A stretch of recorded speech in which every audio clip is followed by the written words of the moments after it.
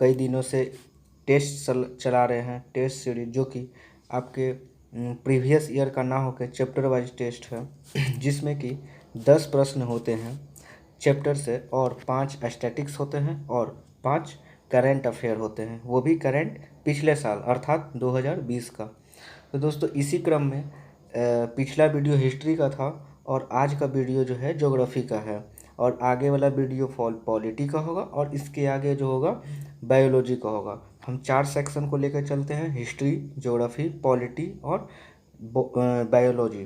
तो दोस्तों आइए आगे ज्योग्राफी में क्वेश्चंस देखते हैं क्या है। आई होप कि आपने पिछला वीडियो देखा ही होगा और अपने तैयारी को एक नया आयाम दे रहे होंगे, क्योंकि 10 क्वेश्चंस में कम से कम तो 8 सही होना ही चाहिए, क्योंकि ये आपका चैप्टर पढ़ा हुआ हो और नहीं भी पढ़ा हुआ हो तो 1 तारीख से आपका हिस्ट्री का बैच शुरू होने जा रहा है।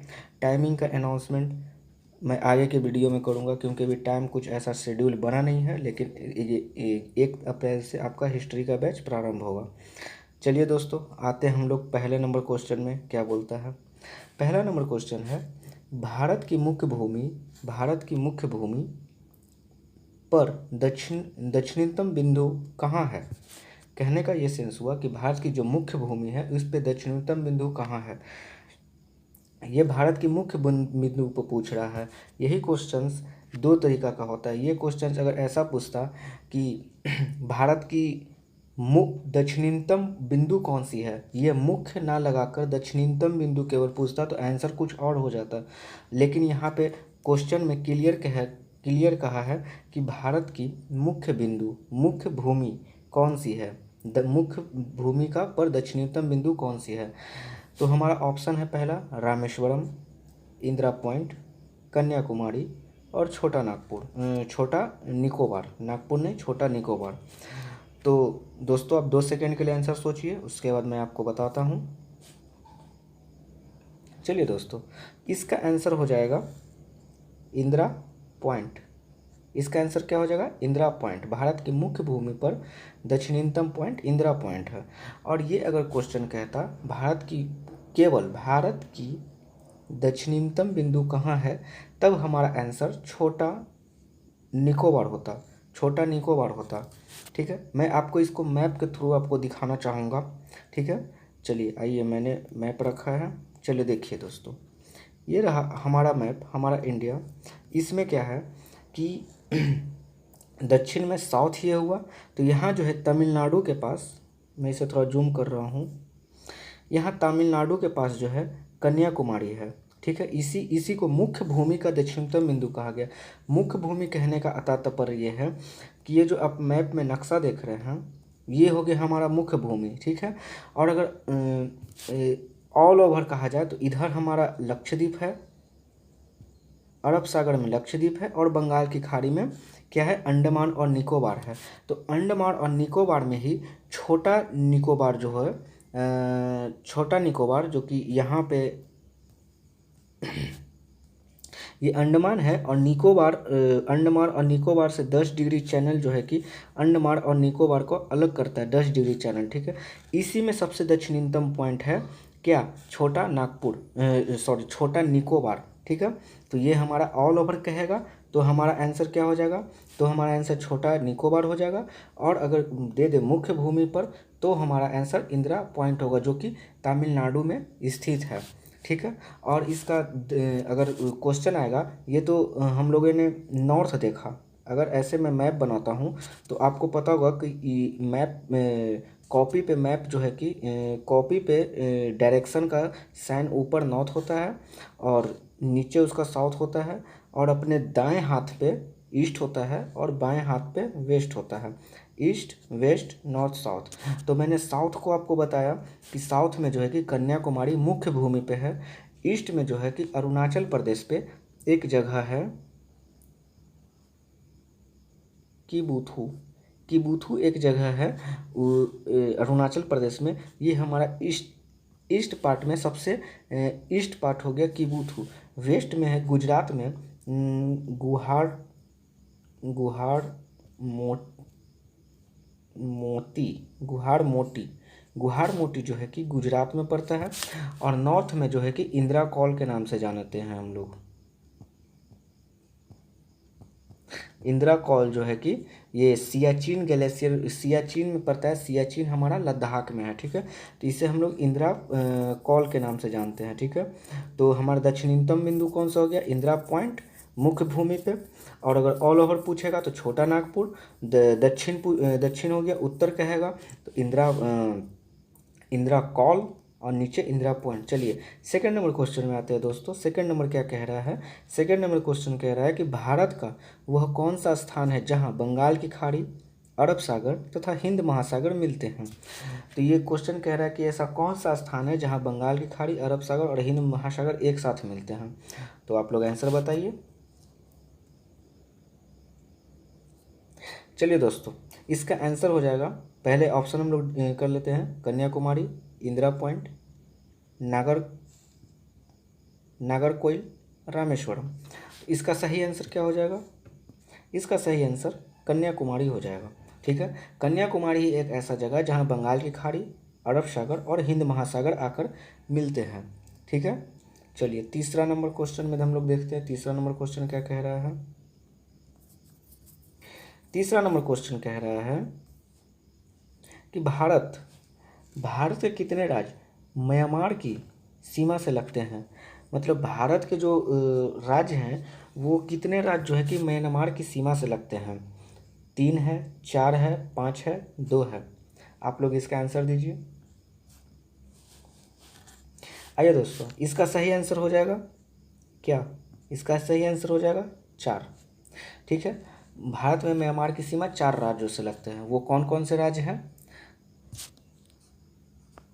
अरुणाचल,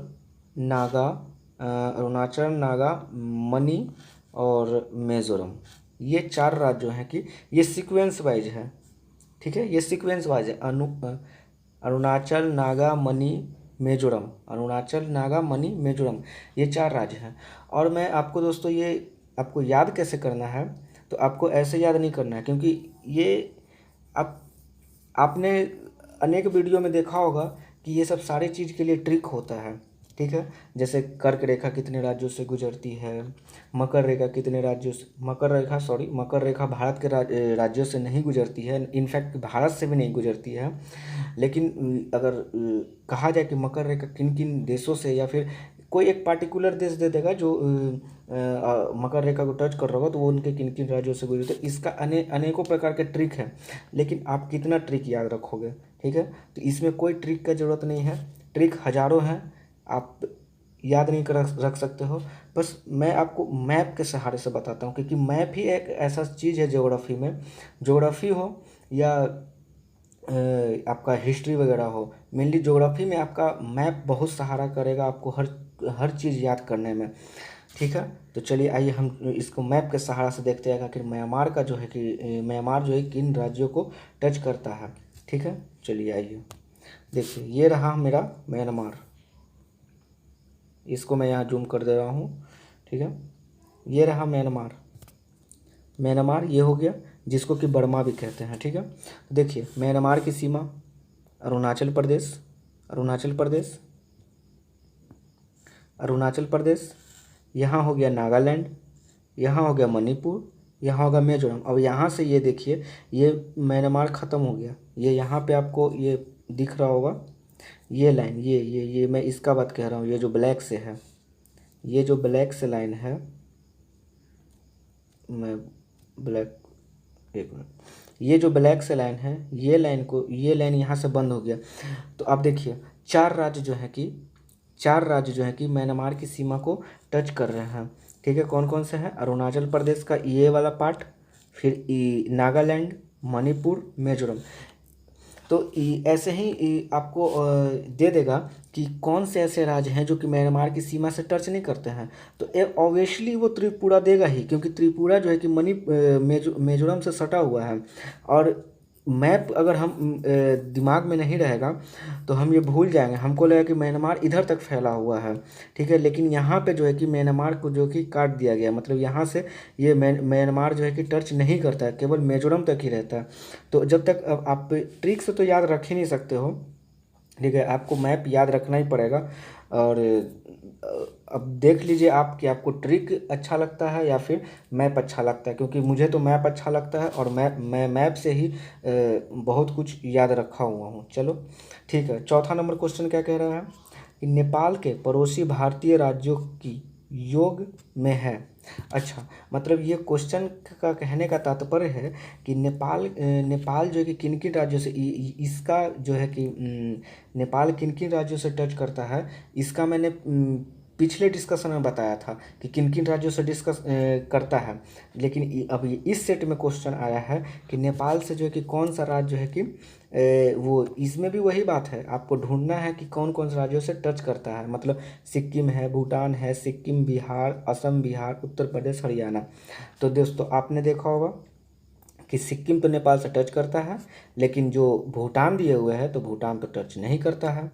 ठीक है, अब यहाँ पे आ जाइए, सिक्किम टच करता है, बिहार भी टच करता है। आगे देखते हैं, आगे है क्या कुछ, असम तो नेपाल से टच करेगा नहीं, तो असम को काट दीजिए। तो बिहार टच करता है, उत्तर प्रदेश भी नेपाल से टच करता है, लेकिन हरियाणा जो है कि टच नहीं करता, क्योंकि ये मैं आपको बता रहा हूँ मैप से। आप देखिए हरियाणा कहाँ है, आप देखिए इसमें, देखिए हरियाणा कहाँ है, मुझसे पूछा नेपाल, तो अब देखिए नेपाल रहा भाई, यहाँ नेपाल रहा। नेपाल कहाँ है, हरियाणा कहाँ है, कहीं से कोई मेल है नहीं। अब पूछा असम के बारे में, असम यहाँ है, नेपाल यहीं तक है, यहाँ से उत्तराखंड से स्टार्ट होते होते होते होते सिक्किम तक ही, यहाँ तक नेपाल आ जाता है। तो इसी चार को नेपाल घेरेगा ना, नेपाल तो इधर नहीं चला जाएगा। फिर क्या था ऑप्शन में, और एक ऑप्शन में कुछ था, भूटान देखिए, भूटान कहाँ है, भूटान ये रहा। भूटान जो है कि नेपाल और भूटान के बीच में ये सिक्किम जो है कि ये आ जा रहा है, तब ये सट नहीं रहा है। और वैसे भी भूटान देश हो गया, ये भारत का राज्य है नहीं, तो इसको वैसे भी काउंट नहीं करना है। ठीक है, और क्या था, चलो सारा हो गया। अब देखो कौन कौन से राज्य जो है कि टच कर रहे हैं, तो 5 राज्य ऐसे हैं जो नेपाल से टच करते हैं। आप देखिए मैप के सहारा से आप याद रख सकते हैं। केवल आपको मैप दिमाग में रहना चाहिए कि मैप क्या है, और आप आंख बंद कीजिए और एक सीक्वेंस ऊपर से नीचे आइए। ऊपर में क्या है, उत्तराखंड, उत्तर प्रदेश, उत्तराखंड, उत्तर प्रदेश उत्तर प्रदेश के बाद कौन सा राज्य आता है, बिहार आता है। बिहार के बाद आप वेस्ट बंगाल जाइए, वेस्ट बंगाल से सीधा ऊपर जाइए, तो कौन सा हो गया, सिक्किम हो गया। आप देखिए उत्तराखंड मैंने बताया, फिर उसके नीचे आए उत्तर प्रदेश हो गया, फिर उसके नीचे आए बिहार हो गया, फिर उसके थोड़ा सा इधर आए, मतलब थोड़ा सा पूरब गए, तो ये आपका पश्चिम बंगाल का एरिया है। ये रहा पश्चिम बंगाल, वेस्ट बंगाल है। और देखिए जो पीला कलर से है, मैं इसे थोड़ा और जूम कर दे रहा हूँ ताकि आप अच्छे से समझ सकें, क्योंकि ये सारा कुछ मैप का खेल है। ज्योग्राफी में अगर मैप जिसको आ रहा है ना, उसको कहीं से कोई प्रॉब्लम है नहीं। ये देखिए, ये वेस्ट बंगाल का ये वाला पार्ट जो है कि यहाँ नेपाल से टच कर रहा है। और ये रहा सिक्किम, ऊपर चले जाए सिक्किम, उत्तर प्रदेश सॉरी, उत्तराखंड, उत्तर प्रदेश, बिहार, पश्चिम बंगाल और सिक्किम। सिंपल, बस मैप दिमाग में रहना चाहिए ना, कहीं से कोई प्रॉब्लम होगा ही नहीं ज्योग्राफी के मामले में। चलिए 5 नंबर क्वेश्चन में आइए। 5 नंबर क्वेश्चन कह रहा है कि निम्नलिखित राज्यों में से कौन सा राज्य बांग्लादेश से अपनी सीमा नहीं बनाता है। तो दोस्तों आपने इसका आंसर बखूबी दे पाएंगे, क्योंकि मैंने इसका डिस्कशन जो है तीसरा नंबर क्वेश्चन था ना, हाँ तीसरा नंबर क्वेश्चन में मैंने इसका डिस्कशन किया है। ठीक है, थोड़ा सा आप अपना दिमाग लगाएंगे तो आपको पता चल जाएगा आंसर। ठीक है, चलिए आइए हम लोग देखते हैं। पहला ऑप्शन है असम, मेघालय, मिजोरम, नागालैंड। तो इसका सही आंसर क्या होगा आप लोग दीजिए, मैं बताता हूँ आंसर। आइए दोस्तों, इसका आंसर हो जाएगा आपका नागालैंड। इसका आंसर क्या हो जाएगा, नागालैंड, क्योंकि असम, मेघालय और मिजोरम जो है कि बांग्लादेश से सीमा बनाती है, और हमारा क्वेश्चन था इसमें बांग्लादेश से सीमा नहीं बनाती है, तो ये नागालैंड हो जाएगा। अब इसे याद करने का मतलब कुछ होगा ट्रिक, मुझे नहीं पता भाई, मुझे पता नहीं कौन सा ट्रिक है। मुझे ये पता है, मुझे मैप मेरे दिमाग में है, और मैं आपको मैप के सहारे बता सकता हूँ। तो देखिए इधर असम है, असम के नीचे आपका मेघालय है, ठीक है। और मेघालय के इधर अगर आते हैं तो आप मिजोरम है, ठीक है। और मिजोरम के पहले क्या है, मिजोरम के पहले मणिपुर है, मणिपुर के पहले नागालैंड है, और उसके बाद अरुणाचल प्रदेश है, ठीक है। और बांग्लादेश की सीमा जो है कि ऐसे ऐसे ऐसे आता है, मतलब ऐसे ऐसे, ठीक है। तो ये टच करता है, ये तीनों टच करता है, लेकिन आप देखिए यहाँ पे नागालैंड बीच में पड़ जाता है, तो नागालैंड इसका सीमा नहीं कर, देखिए आपको इससे समझ में नहीं आया होगा, मैं आपको मैप के सहारे से बताता हूँ, ठीक है, तभी आपको क्लियर हो पाएगा। देखिए ये नॉर्थ ईस्ट का है, देखिए बांग्लादेश हमारा कहाँ है, यहाँ ये, अरे ये रहा आपका बांग्लादेश, ठीक है। अब देखिए मैंने आपको बताया असम, असम देखिए मैं थोड़ा इसको और जूम कर लेता हूँ, आप मैप खोलिएगा, इसमें आपको धुंधला दिख रहा होगा, लेकिन आपके पास अगर एटलस का मैप होगा तो आप उसमें देखिएगा, ये जो है असम यहाँ से बांग्लादेश से टच कर रहा है, मेघालय तो पूरा टच ही कर रहा है, पूरा मेघालय के सीमा, मतलब असम तो थोड़ा सा टच कर, लेकिन मेघालय तो बहुत हद तक, मतलब एक पार्ट ही इसका टच कर रहा है। फिर यहाँ त्रिपुरा भी टच कर रहा है बांग्लादेश से, लेकिन त्रिपुरा में हमारा आंसर ऑप्शन है नहीं, ठीक है। मिजोरम, मिजोरम जो है कि एक तरफ से तो बांग्लादेश से टच कर रहा है, और एक तरफ म्यांमार से भी टच कर रहा है, ठीक है। और देखिए नागालैंड का है, नागालैंड आपका रहा यहाँ। तो आपको अगर मैप का थोड़ा भी नॉलेज होगा ना, तो आप झट से दिमाग लगा लेंगे कि अरे ऊपर से तो क्या बोलते हैं, अरुणाचल है, मणि है, अरुणाचल नागा मणि और मिजोरम है, अरुणाचल नागा मणि मिजोरम है।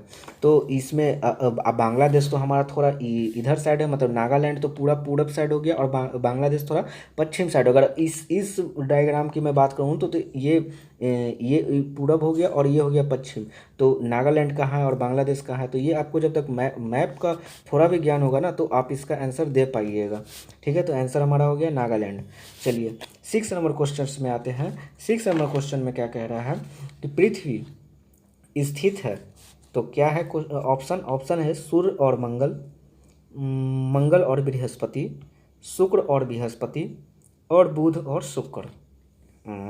ये ऑप्शन ही कुछ गड़बड़ लग रहा है, क्योंकि ये हमसे क्वेश्चन ये कह रहा है कि पृथ्वी किन दो ग्रहों के बीच स्थित है। क्वेश्चन पूरा नहीं लिखा है, क्वेश्चन अधूरा है कि पृथ्वी स्थित है, केवल वो आपको समझना है कि क्या कह रहा है। ऑप्शंस के अनुसार आपको जवाब देना है कि ये कह रहा है क्वेश्चन कि किसके बीच स्थित है, किन दो ग्रहों के बीच पृथ्वी स्थित है। तो हमारा ऑप्शन है सूर्य और मंगल, मंगल और बृहस्पति, शुक्र और बृहस्पति, बुध और शुक्र। तो ये ऑप्शन ही सही नहीं है। क्यों सही नहीं है इसका देखिए, क्योंकि हमें पता है कि ये हमारा अगर सूर्य है, ये अगर सूर्य है तो सूर्य के बाद बुध आता है, बुध के बाद आपका शुक्र आता है, शुक्र के बाद पृथ्वी आता है, और पृथ्वी के बाद मंगल आता है। ये हो गया इनर प्लैनेट, ठीक है। फिर एस्ट्रोनॉट बेल्ट आता है, फिर उसके बाद बृहस्पति आता है, शनि आता है, अरुण आता है, और वरुण आता है, ठीक है। ये हो गया आउटर प्लैनेट, ठीक है। ये आगे चर्चा है आउटर प्लैनेट क्या है और इनर प्लैनेट क्या है। तो देखिए हमारा ऑप्शन है सूर्य और मंगल।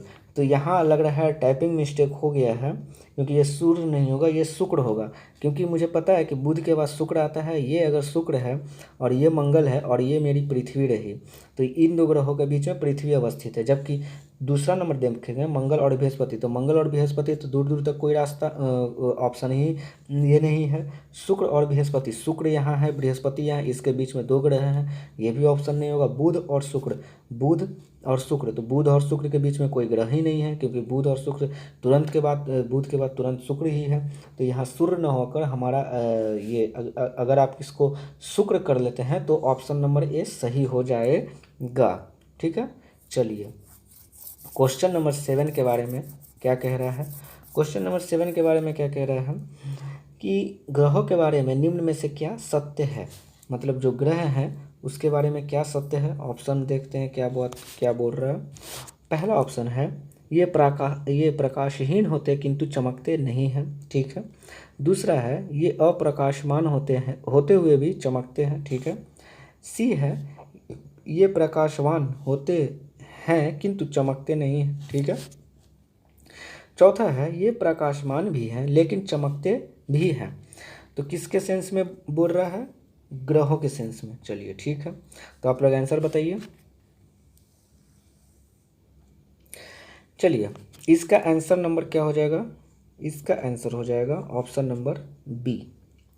क्योंकि हमें पता है कि ग्रहों का अपना कोई प्रकाश नहीं होता है, लेकिन फिर भी वो चमकते हैं। क्यों? क्योंकि वो सूर्य के प्रकाश से चमकते हैं। वो चमक कैसे पाते हैं? सूर्य के प्रकाश में, उसका अपना कोई प्रकाश नहीं होता।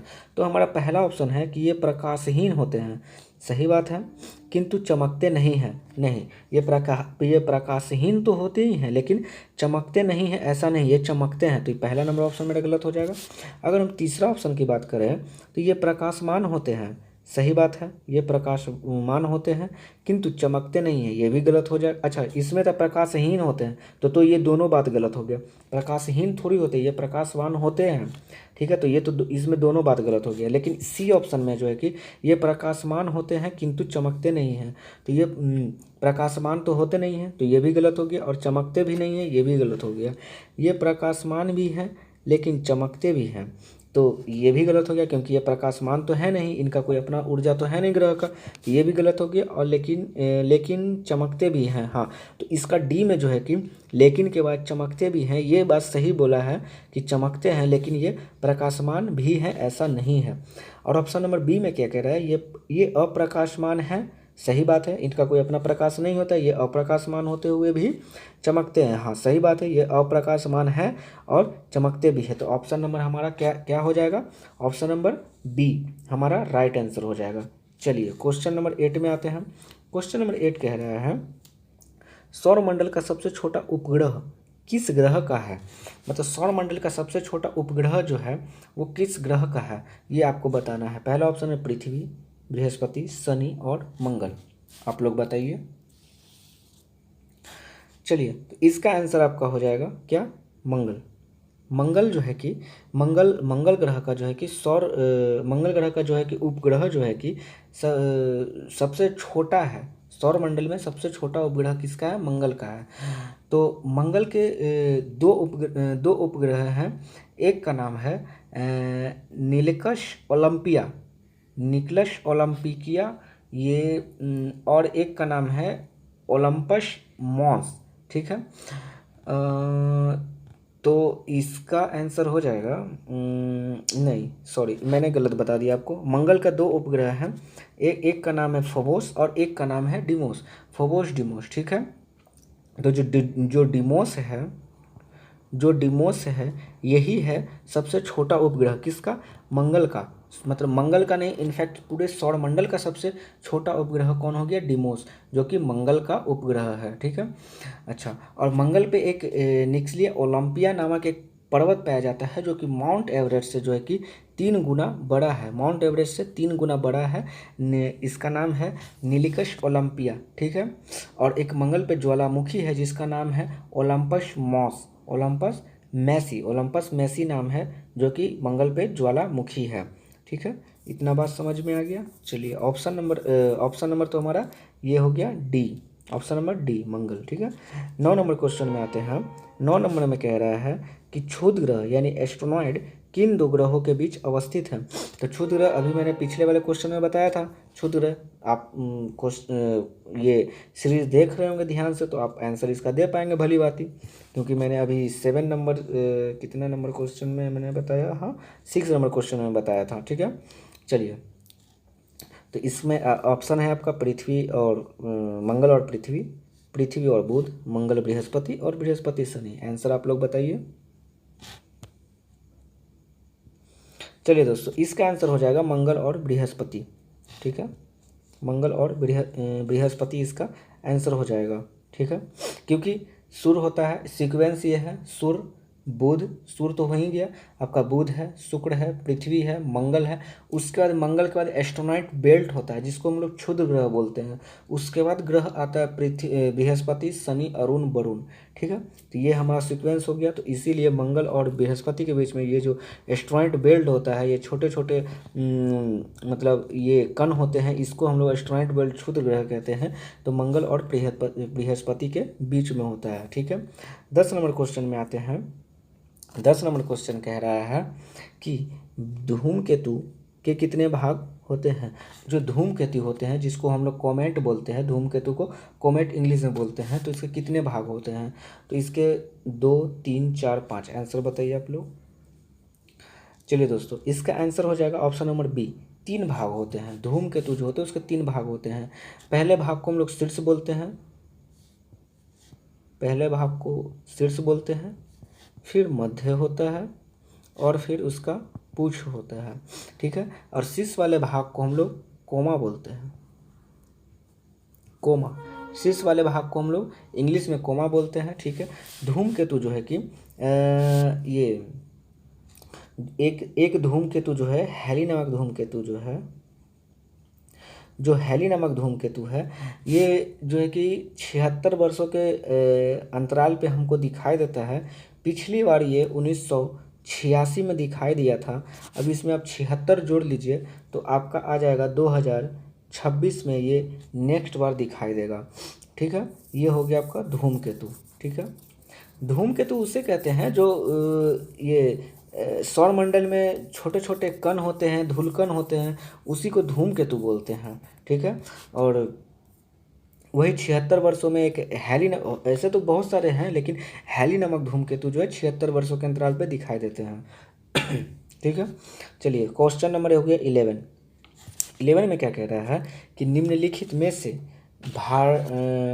भारत रत्न पाने वाला पहला संगीतकार कौन है। देखिए ये जो कॉमा है यहाँ तक होना चाहिए था, ये टाइपिंग मिस्टेक है यहाँ। चलिए, निम्न में से भारत रत्न पाने वाला पहला संगीतकार कौन था। लता मंगेशकर, MS सुब्बालक्ष्मी, पंडित रविशंकर और पंडित भीमसेन जोशी।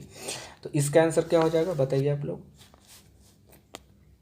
चलिए दोस्तों, आप लोगों ने सही आंसर दिया है। इसका आंसर आपका हो जाएगा ऑप्शन नंबर बी, ठीक है। MS सुब्बालक्ष्मी। MS सुब्बालक्ष्मी को जो है कि ये 1940 नहीं, 40 कहाँ से हो जाएगा, 1998 में जो है कि इनको भारत रत्न दिया गया था संगीत के क्षेत्र में।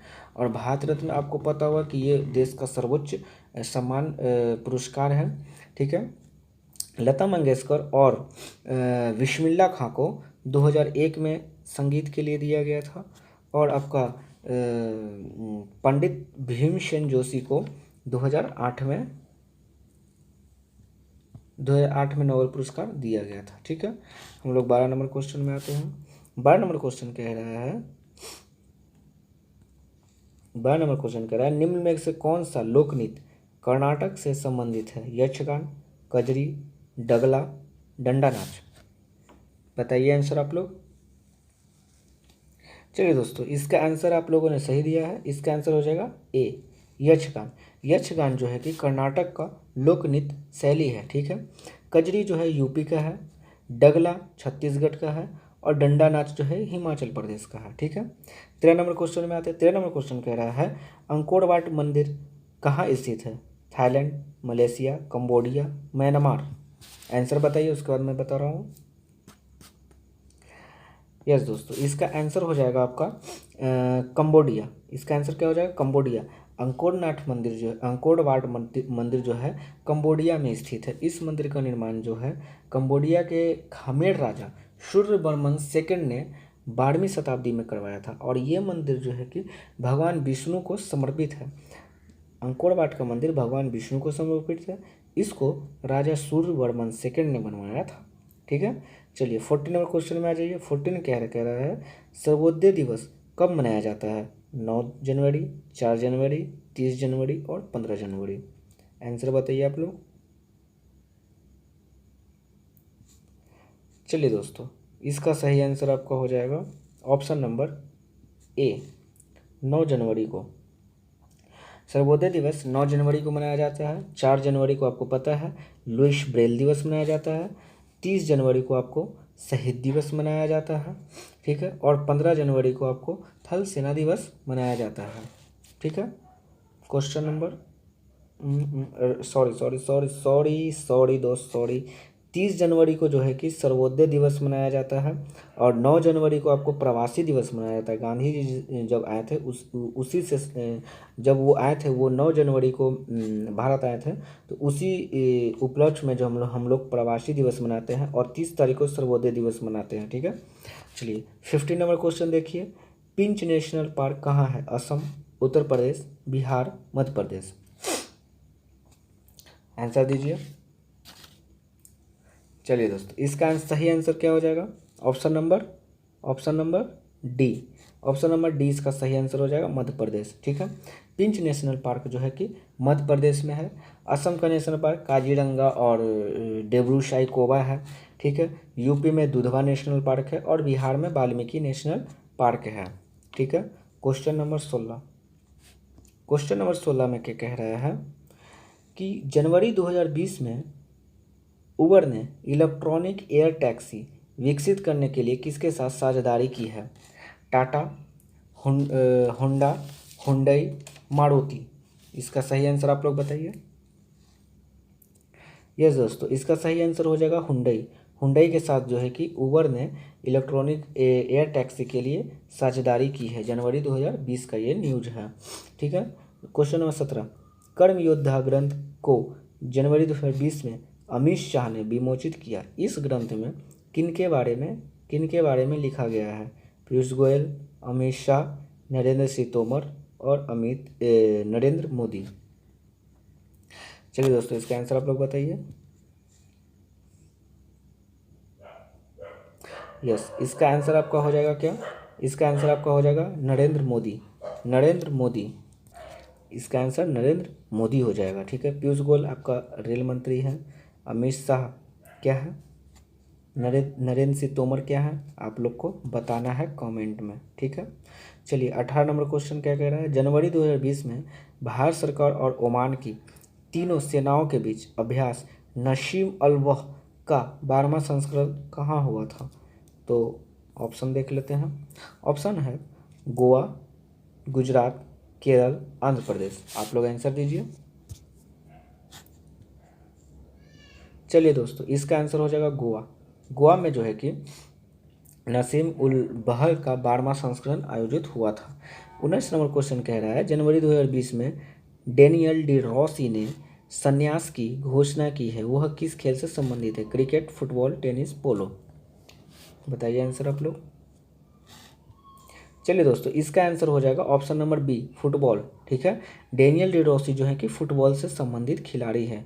मतलब ये फुटबॉल खेलते हैं और जो जनवरी 2020 में संन्यास लेने की घोषणा कर चुके हैं। ठीक है, 20 नंबर क्वेश्चन कह रहा है जनवरी 2020 को प्रवासी दिवस का कितनावां संस्करण मनाया गया?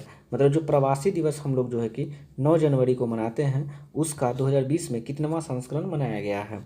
13, 14, 15, 16। बता दीजिए।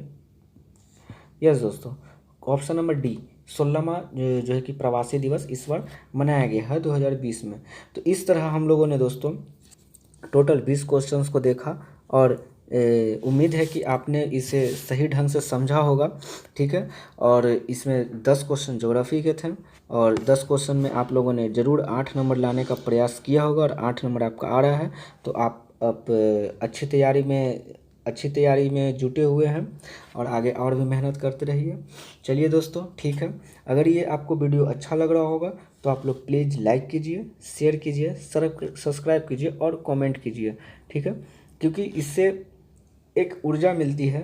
कमेंट, शेयर, लाइक, सब्सक्राइब करने से ऊर्जा मिलती है ताकि मैं और आपके लिए बेहतरीन ऐसा सेट लाऊं और भी क्लास को मैं स्टार्ट करूं। वैसे मैं 1 अप्रैल से हिस्ट्री का बैच लाने जा रहा हूं और आपके लिए डेली करेंट अफेयर का भी क्लास की कोशिश की जा रही है कि डेली करेंट अफेयर भी आपको दिया जाए। उसके बारे में बात चल रहा है, देखते हैं कौन से टीचर आते हैं। चलिए ठीक है दोस्तों, थैंक यू वेरी मच। जय हिंद।